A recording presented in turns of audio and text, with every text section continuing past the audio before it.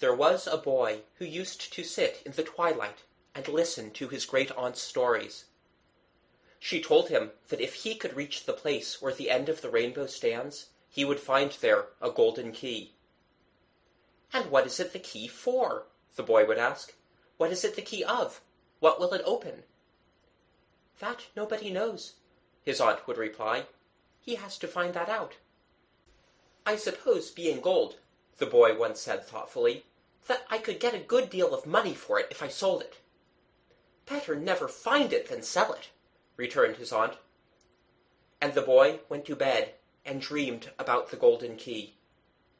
Now all that his great-aunt told the boy about the golden key would have been nonsense had it not been that their little house stood on the borders of fairyland. For it is perfectly well known that out of fairyland nobody ever can find where the rainbow stands. The creature takes such good care of its golden key, always flitting from place to place, lest anyone should find it. But in fairyland it is quite different. Things that look real in this country look very thin indeed in fairyland, while some of the things that here cannot stand still for a moment will not move there. So it was not in the least absurd of the old lady to tell her nephew such things about the golden key. "Did you ever know anybody to find it?" he asked one evening. "Yes, your father, I believe, found it." "And what did he do with it? Can you tell me?" "He never told me." "What was it like?" "He never showed it to me." "How does a new key come there always?" "I don't know. There it is." "Perhaps it is the rainbow's egg." "Perhaps it is. You will be a happy boy if you find the nest." "Perhaps it comes tumbling down the rainbow from the sky." "Perhaps it does." One evening, in summer, he went into his own room and stood at the lattice window and gazed into the forest which fringed the outskirts of fairyland. It came close up to his great-aunt's garden, and indeed sent some straggling trees into it. The forest lay to the east, and the sun, which was setting behind the cottage, looked straight into the dark wood with his level red eye. The trees were all old, and had few branches below, so that the sun could see a great way into the forest, and the boy, being keen-sighted, could see almost as far as the sun. The trunks stood like rows of red columns in the shine of the red sun, and he could see down aisle after aisle in the vanishing distance. And as he gazed into the forest, he began to feel as if the trees were all waiting for him, and had something they could not go on with till he came to them. But he was hungry and wanted his supper, so he lingered. Suddenly, far among the trees, as far as the sun could shine, he saw a glorious thing. It was the end of a rainbow, large and brilliant. He could count all 7 colors, and could see shade after shade beyond the violet, while before the red stood a color more gorgeous and mysterious still. It was a color he had never seen before. Only the spring of the rainbow arch was visible. He could see nothing of it above the trees. "The golden key!" he said to himself, and darted out of the house and into the wood. He had not gone far before the sun set, but the rainbow only glowed the brighter, for the rainbow of fairyland is not dependent upon the sun as ours is. The trees welcomed him. The bushes made way for him. The rainbow grew larger and brighter, and at length he found himself within 2 trees of it. It was a grand sight, burning away there in silence, with its gorgeous, its lovely, its delicate colors, each distinct, all combining. He could now see a great deal more of it. It rose high into the blue heavens, but bent so little that he could not tell how high the crown of the arch must reach. It was still only a small portion of a huge bow. He stood gazing at it till he forgot himself with delight, even forgot the key which he had come to seek. And as he stood, it grew more wonderful still, for in each of the colors, which was as large as the column of a church, he could faintly see beautiful forms slowly ascending, as if by the steps of a winding stair. The forms appeared irregularly. Now one, now many, now several, now none. Men and women and children, all different, all beautiful. He drew nearer to the rainbow. It vanished. He started back a step in dismay. It was there again, as beautiful as ever.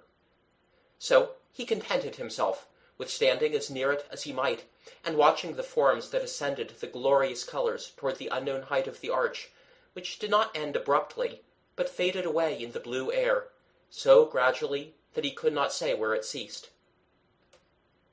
When the thought of the golden key returned, the boy very wisely proceeded to mark out in his mind the space covered by the foundation of the rainbow, in order that he might know where to search should the rainbow disappear.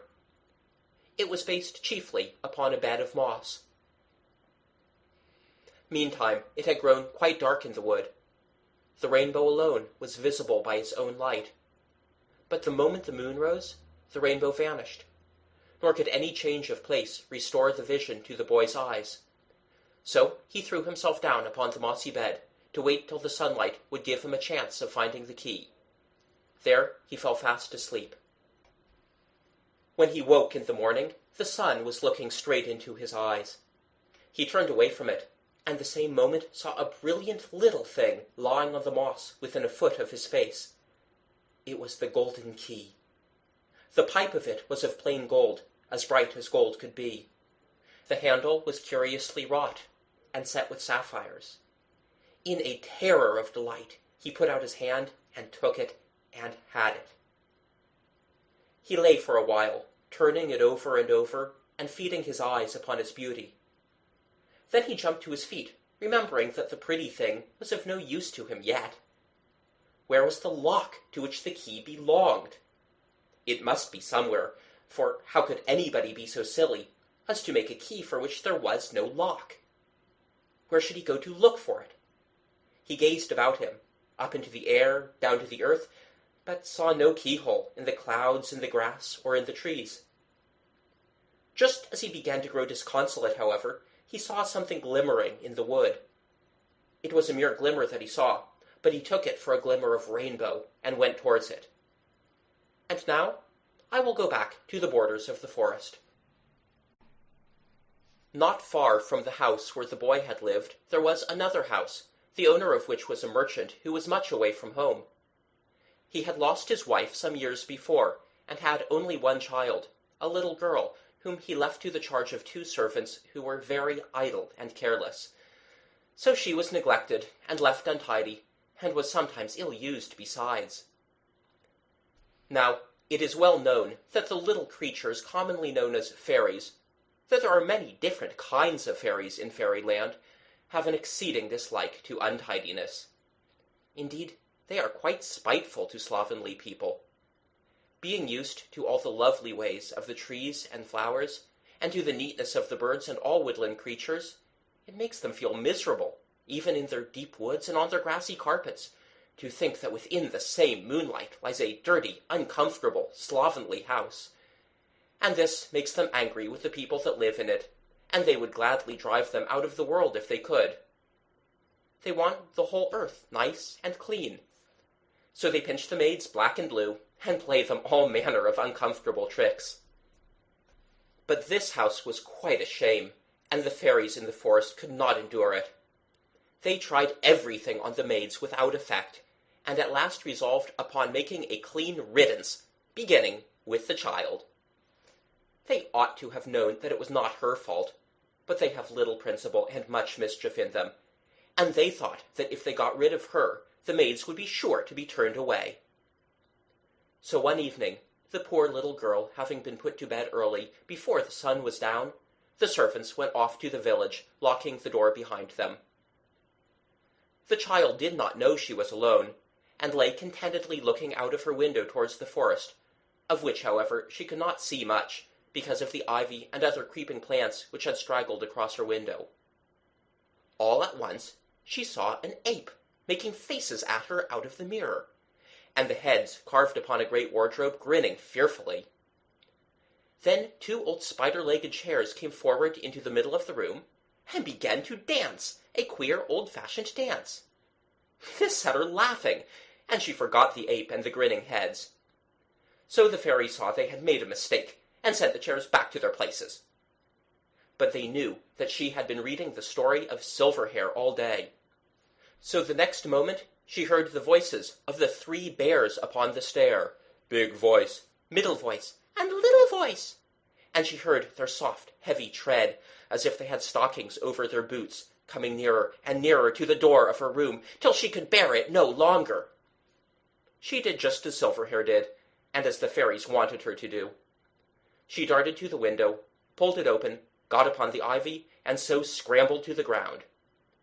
She then fled to the forest as fast as she could run. Now, although she did not know it, this was the very best way she could have gone, for nothing is ever so mischievous in its own place as it is out of it. And besides, these mischievous creatures were only the children of fairyland, as it were, and there are many other beings there as well. And if a wanderer gets in among them, the good ones will always help him more than the evil ones will be able to hurt him. The sun was now set, and the darkness coming on, but the child thought of no danger but the bears behind her. If she had looked round, however, she would have seen that she was followed by a very different creature from a bear. It was a curious creature, made like a fish, but covered instead of scales with feathers of all colors, sparkling like those of a hummingbird. It had fins, not wings, and swam through the air as a fish does through the water. Its head was like the head of a small owl. After running a long way, and as the last of the light was disappearing, she passed under a tree with drooping branches. It dropped its branches to the ground all about her, and caught her as in a trap. She struggled to get out, but the branches pressed her closer and closer to the trunk. She was in great terror and distress, when the airfish, swimming into the thicket of branches, began tearing them with its beak. They loosened their hold at once, and the creature went on attacking them, till at length they let the child go. Then the airfish came from behind her, and swam on in front, glittering and sparkling all lovely colors, and she followed. It led her gently along, till all at once it swam in at a cottage door. The child followed still. There was a bright fire in the middle of the floor, upon which stood a pot without a lid, full of water that boiled and bubbled furiously. The airfish swam straight to the pot and into the boiling water, where it lay quiet. A beautiful woman rose from the opposite side of the fire and came to meet the girl. She took her up in her arms and said, "Ah, you are come at last! I have been looking for you a long time." She sat down with her on her lap, and there the girl sat staring at her. She had never seen anything so beautiful. She was tall and strong, with white arms and neck, and a delicate flush on her face. The child could not tell what was the color of her hair, but could not help thinking it had a tinge of dark green. She had not one ornament upon her, but she looked as if she had just put off quantities of diamonds and emeralds. Yet here she was, in the simplest, poorest little cottage, where she was evidently at home. She was dressed in shining green. The girl looked at the lady, and the lady looked at the girl.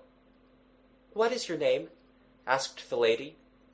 "The servants always called me Tangle." "Ah, that was because your hair was so untidy, but that was their fault, the naughty women. Still, it is a pretty name, and I will call you Tangle too. You must not mind my asking you questions, for you may ask me the same questions, every one of them, and any others that you like. How old are you?" "10," answered Tangle.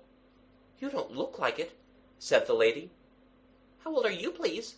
returned Tangle. "Thousands of years old," answered the lady. "You don't look like it," said Tangle. "Don't I? I think I do. Don't you see how beautiful I am?" And her great blue eyes looked down on the little Tangle, as if all the stars in the sky were melted in them to make their brightness. "Ah, but," said Tangle, "when people live long, they grow old. At least I always thought so." "I have no time to grow old," said the lady. "I am too busy for that. It is very idle to grow old. But I cannot have my little girl so untidy. Do you know, I cannot find a clean spot on your face to kiss.